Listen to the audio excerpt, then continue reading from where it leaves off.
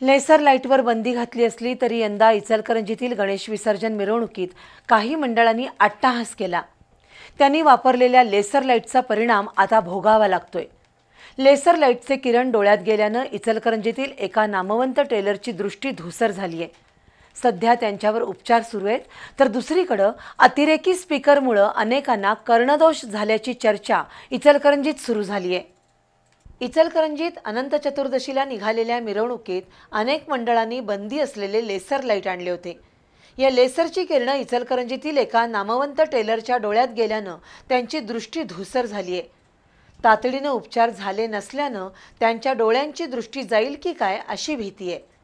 सध्या इचलकरंजीतील त्या व्यक्तीला ताबडतोब बेंगलोरमध्ये हलवण्यात आलं असून गेले आठवडाभर उपचार सुरू आहेत।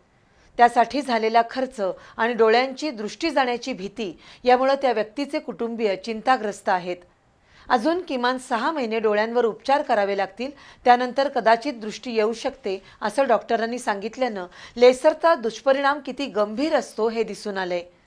दुसरीकडे इचलकरंजीतील गणेश मिरवणुकीत वाजलेल्या डॉल्बीमुळे अनेकांना कर्णदोषांचे गंभीर विकार जडले आहेत। उत्सव साजरा करताना इतरांच्या आरोग्याला धोका होऊ नये ही प्रत्येक मंडळाची जबाबदारी आहे, पण डॉल्बी आणि लेसर लाईटचा अट्टाहास बेफिकीर मंडळांकडून कधी सोडला जाणार हा खरा प्रश्न आहे।